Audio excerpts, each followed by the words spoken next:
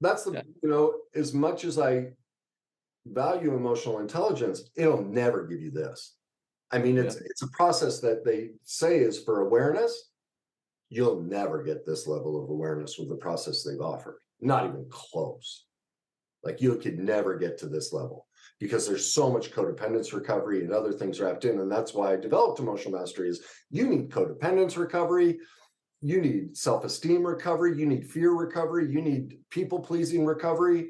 I mean, it's a myriad of new information and skills and a new way of speaking and listening that goes way, if you want true emotional mastery, you need a massive skill set. And emotional intelligence doesn't, I mean, gosh, what would be the equivalent of the difference between the two?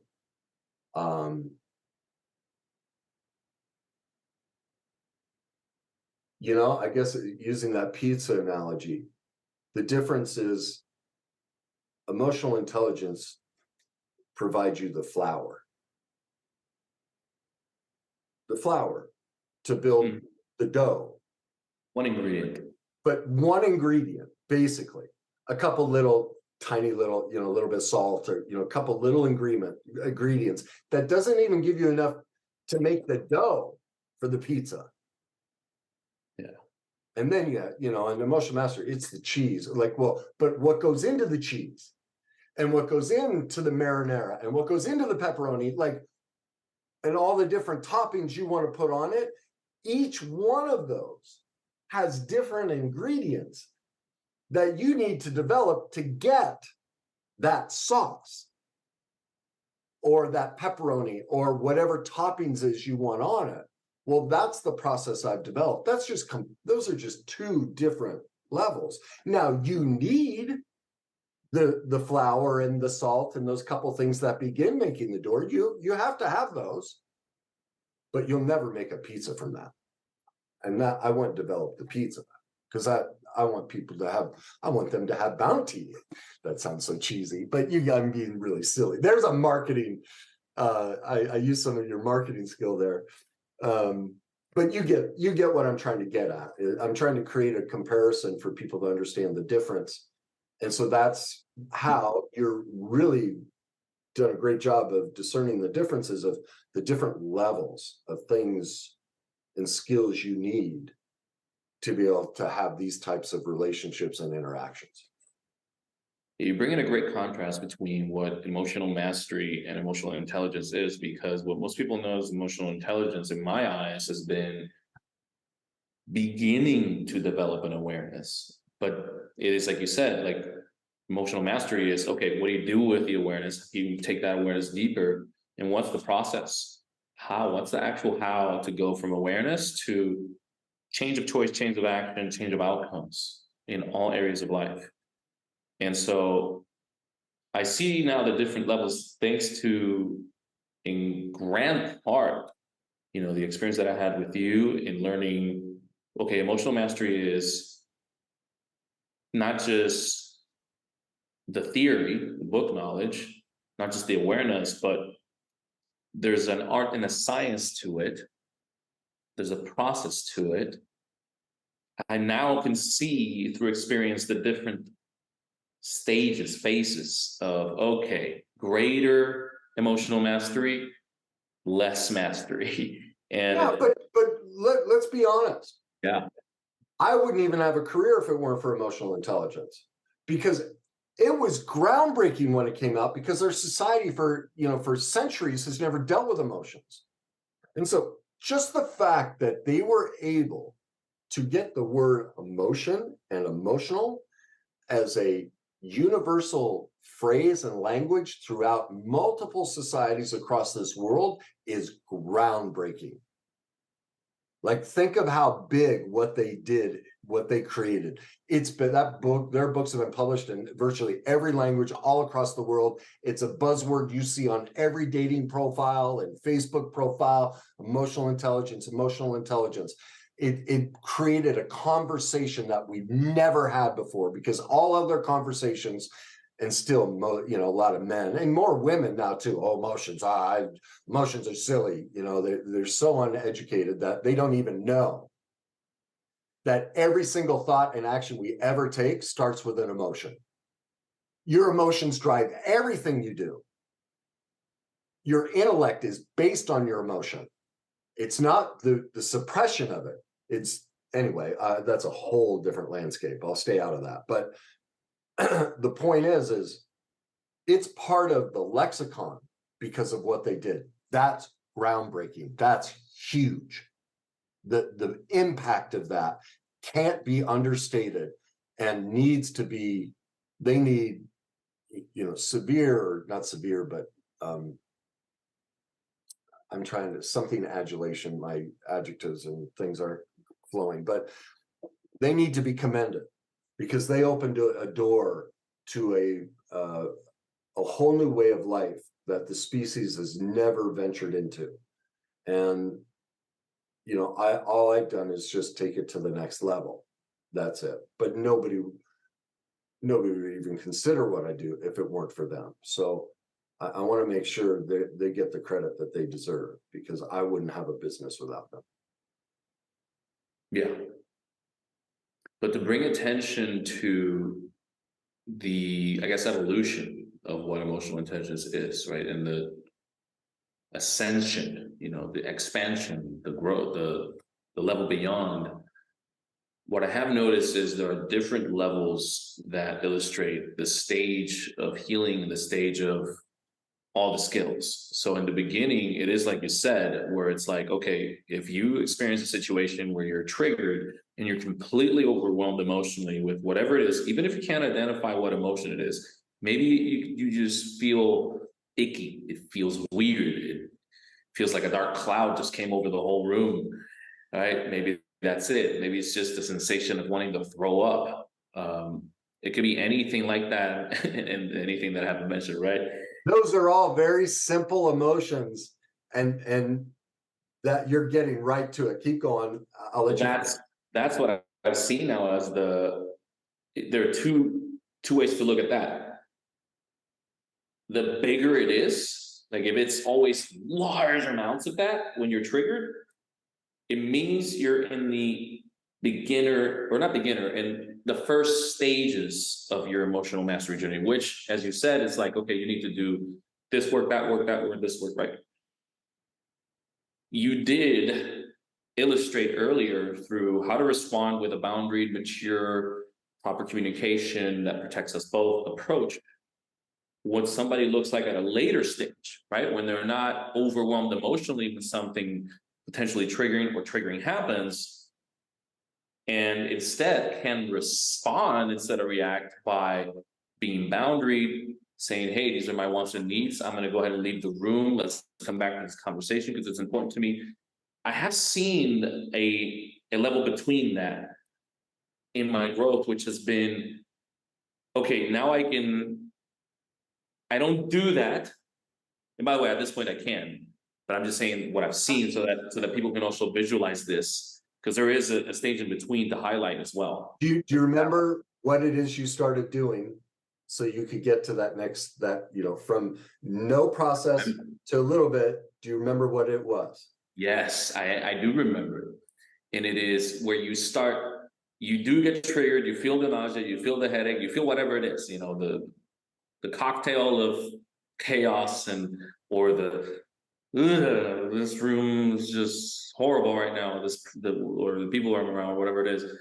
And you know something is wrong. You can't put exact words to it, but you choose to at least not project it out to the other person, not to react into the world with that energy, and instead begin to get curious as to and build a communication with yourself as to why. Remember the 3 questions I gave you to begin learning that process?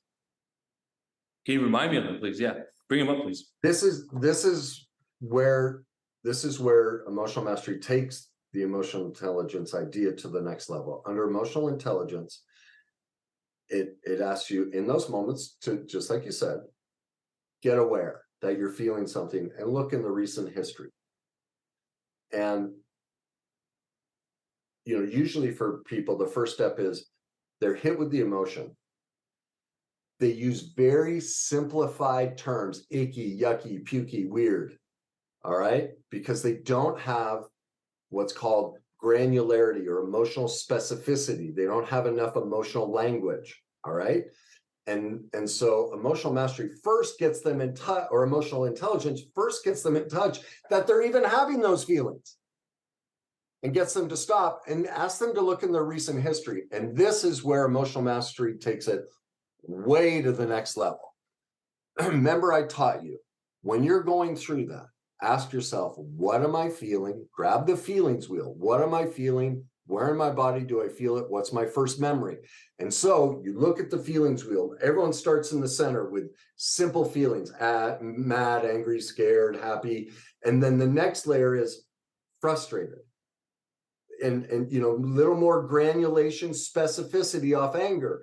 The outer wheel gets even further. And so as you gain more specificity, you realize there's a massive difference. You started at icky.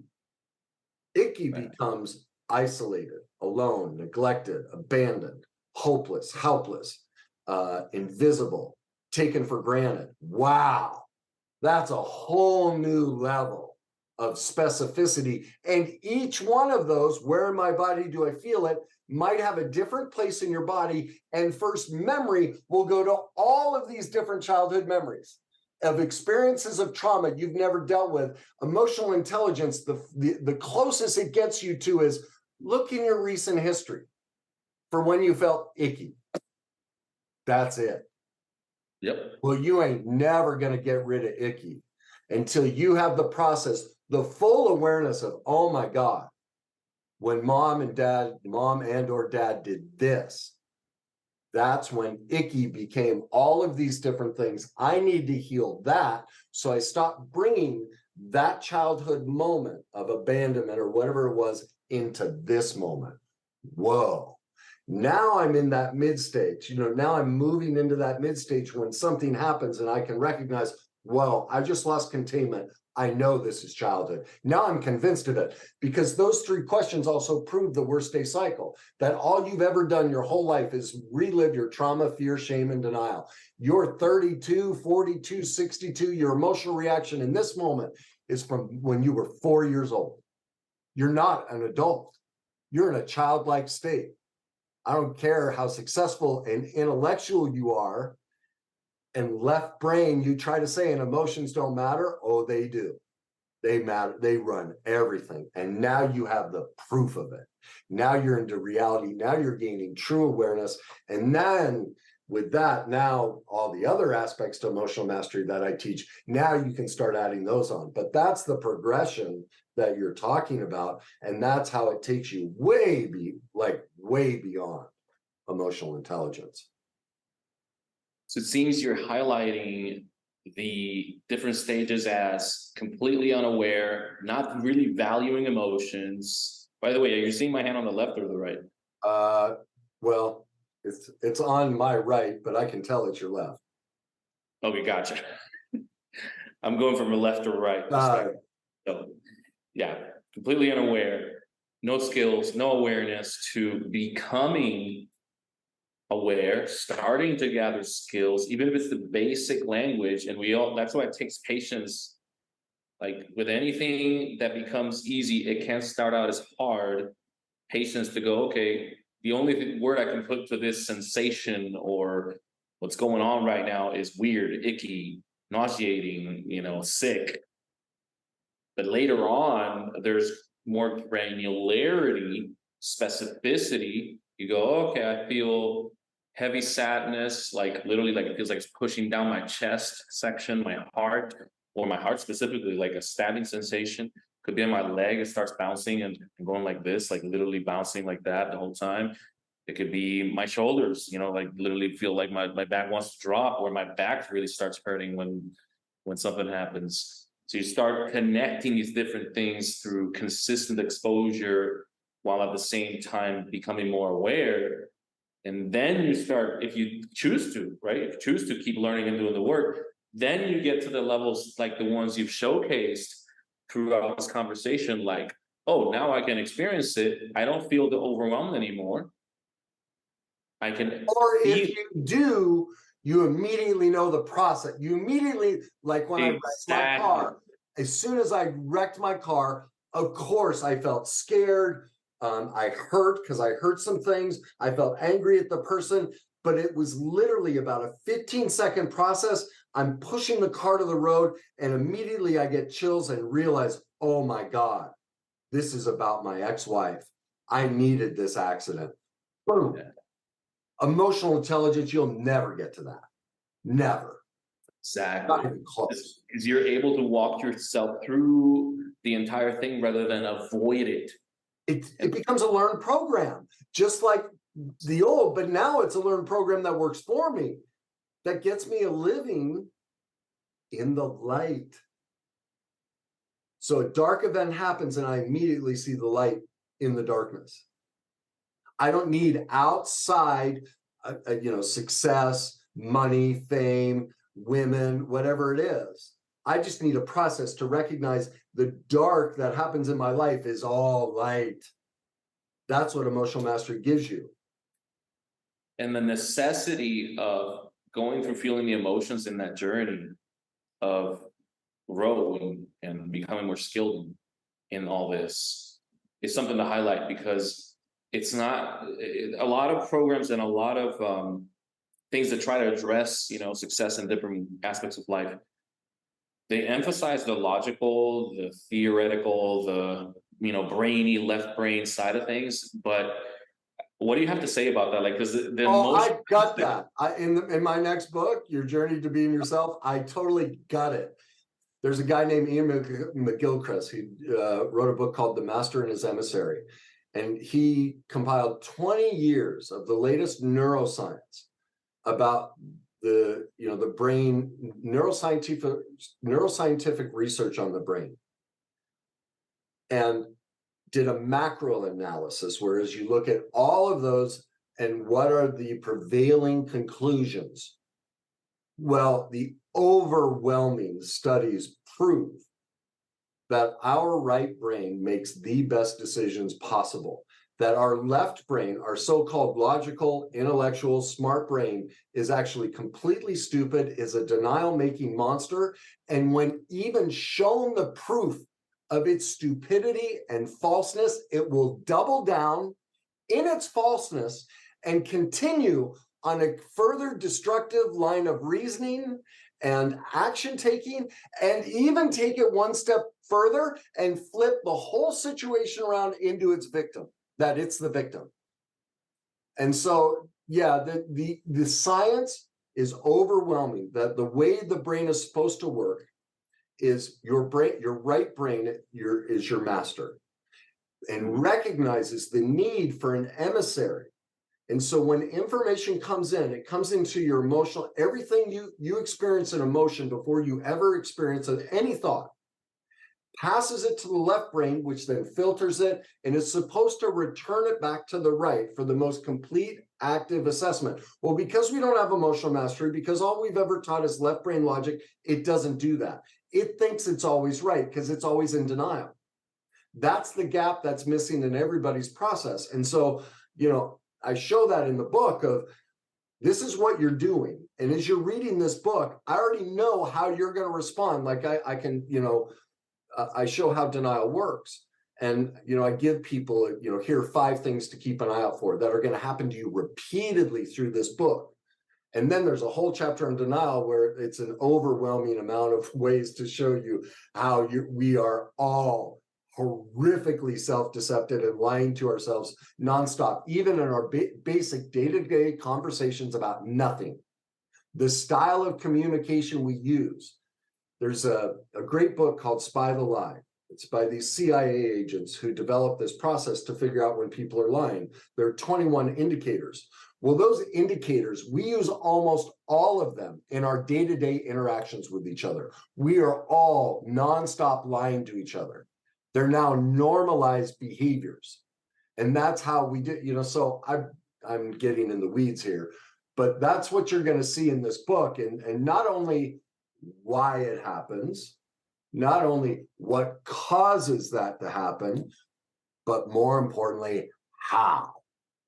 I've developed the process to overcome that self-deception and denial in the left brain, overcome that gap in the emotional intelligence process, overcome the worst day cycle, and countless other dilemmas that I haven't seen anybody address.